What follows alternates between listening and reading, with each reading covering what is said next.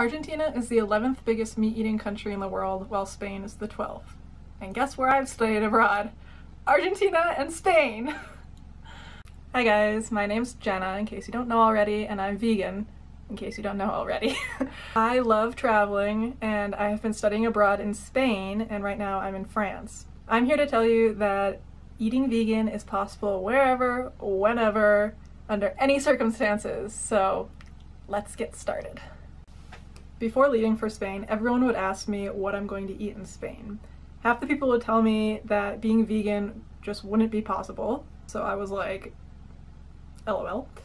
And the other half of the time, people would always ask me, but what if you can't stay vegan? To which I would always answer, if I can't stay vegan, then I can't stay vegan. So you're answering your own question here, like, if for some reason I can't stay vegan, then guess what? I guess I won't be vegan. Like, that answers that.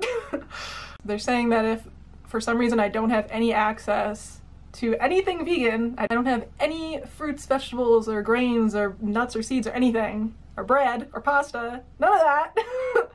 Oh my god, I only have access to meat and cheese. Wow, this is a weird coincidence. Okay, I guess I gotta eat meat and cheese.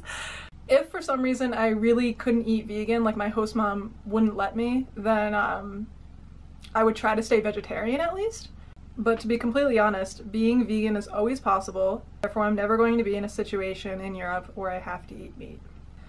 One time when I was in Cadiz, which is in southern Spain, with my friends, we were at the beach and I was absolutely starving. I didn't bring lunch and everyone else did. I didn't realize that we were supposed to. So my friend Megan and I went to a restaurant, and the whole menu was in Spanish, obviously, and normally that's not a problem, but it had a lot of weird, I don't know, weird dishes, and I didn't know what the words were, because I think it was a lot of like local dishes, and they all seemed to have meat in them. Usually I keep an eye out for words like verduras or vegetales or any word that means vegetable, because usually it means it's like a vegetarian option. Or even if it comes with ham or chicken, I can just ask for no meat and I'll be good to go.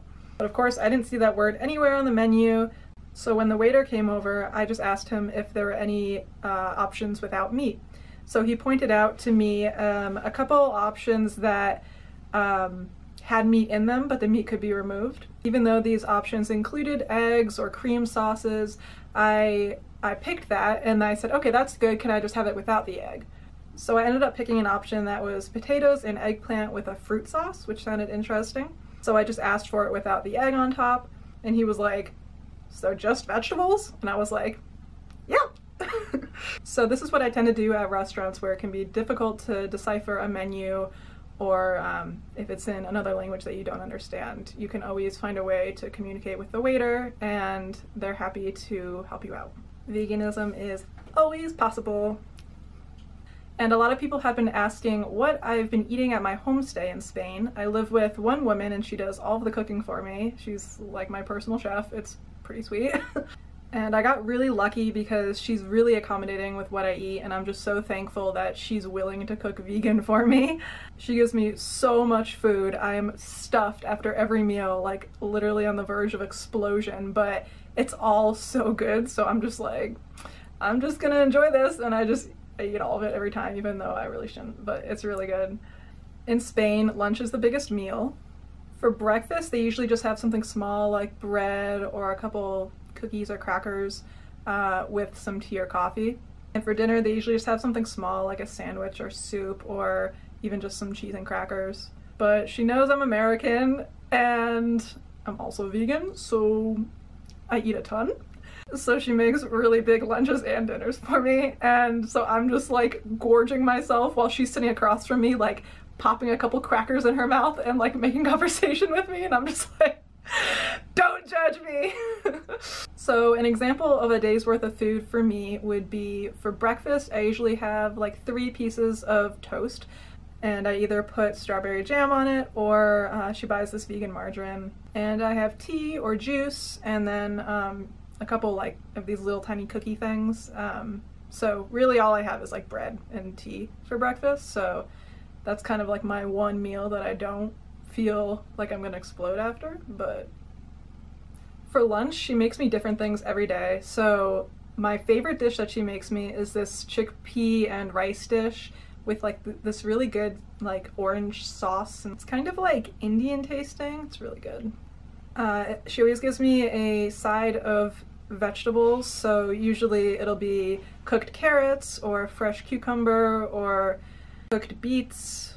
Usually those are like the three things that she gives me on the side, and then always some crackers. They love little crackers in Spain, like you just munch on them. And then I always have fruit for dessert, so that's like the one good thing, I guess. I didn't eat like any dessert the entire time I was in Spain, literally none. An example of a dinner for me would be 2 hot veggie sandwiches that she pan fries, a hot noodle soup and potato chips, and more fruit for dessert. My fruit is like, sometimes it's watermelon or melon or grapes or pear or apricot, stuff like that. She cooks different food for me all the time, and she is not vegan or vegetarian, she eats meat, so that just attests to the fact that it is possible to cook vegan, even if I know most of you guys watching this video probably aren't vegan, and it's even possible for you to cook vegan.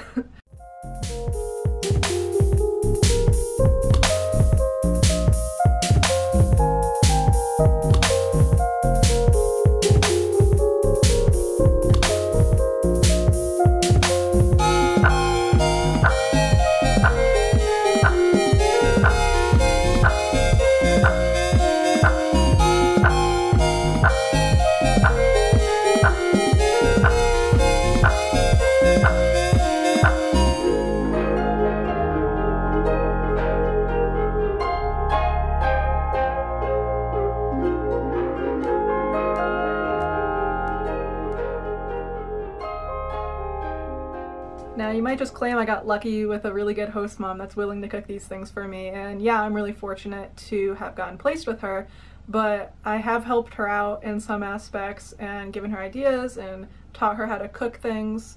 Like I taught her how to cook quinoa and showed her how couscous should be prepared. So really during my trip, I've kind of worked with others to show them what kind of things I can eat. Like when I go to restaurants, I show them. When I'm with my host mom, I kind of have told her the sorts of things I like to eat and introduced her to other recipes so that I'm able to get different meals every week. One of the places that you probably would think would be hard to get vegan food, but it was actually probably the easiest place that I went to, was Morocco. They love couscous in Morocco. We had so much couscous, I was like sick of it by the time we left, but they make it with cooked vegetables and it's really good. Some other things we ate were pasta, rice, fresh vegetables, barley soup, big round loaves of bread that were like fresh made. They're really good. One thing they love is couscous with raisins, caramelized onions, and I think cinnamon. It's like a really sweet couscous. It tastes like dessert. It's so good. Unfortunately, the one time I ate it was when I was already sick, so I like didn't even feel like eating it because I got sick off of probably the water or something. So I barely ate any of it when I had it, but it was so good. I need to make that sometime. It was actually really funny because all the students got really mad one day because it was when I was sick, so I didn't even eat lunch, so I didn't even see it. But afterwards they had told me that lunch that day in Morocco was just couscous and vegetables. There was no meat. So they were like, oh, I need my protein, I didn't get any meat. And I'm like, calm down, you'll survive. It's actually healthier that way. So that kind of attests to the fact that poor areas are often vegetarian because meat and dairy cost way more than vegetables. Most of the countries that eat the least amount of meat in the world are also the poorest countries in the world. You might be thinking, oh, meat isn't that expensive here. Meat isn't that expensive in the US because it's subsidized heavily by the government and vegetables aren't. So some people are too shy, or they just don't feel like talking to a waiter trying to get them to make a specific dish for them. Sometimes it can be difficult in another language. So if you don't feel like talking to a waiter at a restaurant, one thing you can do when traveling is just go to a grocery store. I love going to grocery stores. It actually tells you so much about that culture, and it's really fun to explore and see what vegan options they have. I went on vacation to Mexico last summer, and we were in the middle of Mexico in Ajijic, which is a little town, and it definitely wasn't a wealthy area or anything, and we went in a grocery store one afternoon, and I was so excited because they had soy milk, so I thought that was really impressive. It wasn't a touristy area or anything, and they had so many cool fruits. I got this tiny mango chico, and it was so delicious. Best mango I've ever had, super juicy. So it's really interesting seeing what produce other countries have, because a lot of times if you go somewhere like where I went to Mexico, it's grown directly there, so whereas in Connecticut in the US, it's shipped, so it's not as fresh. One of the first days I arrived in Spain, I'm pretty sure it like was the first day, I was in, some guy is like backpacking down the road and there's loads of snow out right now. You go! But anyways, when I was in Madrid, on one of the first days I was there, I was with my friend, and we didn't feel like going to a restaurant or spending a lot of money because we had just gotten there. We didn't want to be sitting at a restaurant waiting for food, so we just went to a grocery store, and I got a loaf of French bread, a container of tomato puree, a container of guac, and a big box of this colorful fresh salad. It had like lettuce, corn, carrots, tomatoes, beans, all this stuff. So we went back to the hotel room and made some sandwiches. It was so good. So I would definitely recommend just going to grocery stores. It'll be a lot cheaper, a lot quicker, and if you can go back to a hotel room or something to make it, then it's really, really easy, really convenient. In Sevilla, there's actually a grocery store right down the street from my house, and they have those chocolate protein powder bar things. You know those protein bars that people eat a lot? But normally in the US they're packed with whey and milk powder, so pretty much they're never vegan that I've seen. And they only had one box of those protein bars in Sevilla, one brand, and it was vegan. Like, it was accidentally vegan. I looked at the ingredients and I was like, whoa, it was super expensive because like specialty workout bars, so I didn't buy them, but I was really impressed by that. I was like, oh, this is nice coincidence. And I also bought some pizza flavored cracker things at that grocery store, and they were supposed to be like a marguerite pizza. So they were like herby and tomatoey. They were really good, and they were vegan. Even though they were pizza flavored, they were vegan. So most of the time when you people say, what do you eat? Like, most of the stuff that you're probably eating is vegan, you just don't know it. Look at the ingredients and you'll be surprised. A couple of my friends in Sevilla didn't even know that I was vegan until like halfway through the semester. So I'm just saying that to emphasize the fact that it wasn't like I was making them go to special vegan restaurants. Like, I was just going with the flow. I was eating wherever they wanted to eat. I wasn't complaining to waiters or lecturing about veganism or any of those stereotypes that vegans get thrown at them. One time we were in Marbella and we went to a fish restaurant, and I got this fried eggplant dish that was babu, and they still didn't know I was vegan when we were there. They found out like a couple weeks later. They were like, wait, you're vegan? And I was like, yeah, that's why whenever we go anywhere, all I get is vegetables or pasta or rice, mainly. And they were like, oh yeah, we were wondering why you didn't get fish in Marbella, but we just didn't even think anything of it. So goes to show, vegans are not pushy and annoying. If you've seen any of my other vlogs, chances are you've seen the food I've been eating while I've been traveling. My sister said she was surprised by how much vegan food I've been able to find in these cities throughout Europe. But really what I think is, if you're not looking for it, you won't find it. And that applies to anything in life.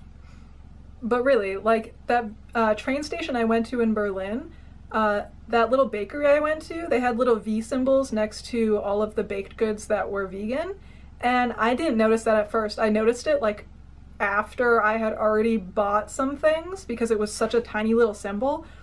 But I saw it when I was checking out and I was like, oh, I was so excited. I was like, wait, all these things are vegan? So of course I went crazy and I had to buy like 3 more things. But what I'm saying is that if you're not looking for it, if you're not keeping an eye out for whatever you want in life, you're not gonna find it. Gotta keep them eyes peeled and the carrots peeled. Hashtag vegan. But anyways, people in the US really wanted to shove into my mind that I wouldn't be able to be vegan in Spain. But look at me now! Also, can we just appreciate, first of all, this view? And second of all, the fact that there's a random dog running down the street by himself right now, like, what an independent little pup. Who do you belong to? Such a pretty view though. Look at these icicles, so magical. Also, I've been living in France for the past month, a little over a month, for winter break. And of course, I've been vegan here as well. And I've been doing a little bit of my own cooking, and my aunt has been really helpful with cooking vegan stuff as well, even though they eat a lot of meat here. So when we've been going to family gatherings for New Year's and for Christmas, I just bring my own stuff so I don't have to inconvenience others. So I've seen a lot of videos from really big popular YouTubers talking about how it's possible to travel while being vegan, but they pretty much always just talk about how you can get vegan or vegetarian options on the plane, and then they never really talk about when you're actually there. Or they always just go to places that are like really good cities to be vegan in, like LA or Barcelona or Berlin, like these big cities that have a lot of options. But then what about the case like me, where I'm literally going wherever I want, like Morocco or, you know, obscure cities that people haven't really heard of. So I just want to make this video to show that wherever you go, you can always eat vegan. Thank you guys for watching, and be sure to let me know if you have any more questions or anything you're curious about my year in Spain. I'm about to embark on another semester in Spain and I'm super excited, so let me know and I'll make another video. By the way, the pup is making his way back up the street. He's all the way over here now. Come visit me, please. I'm lonely. I will talk to you guys later. Hope you have a great day. See you soon.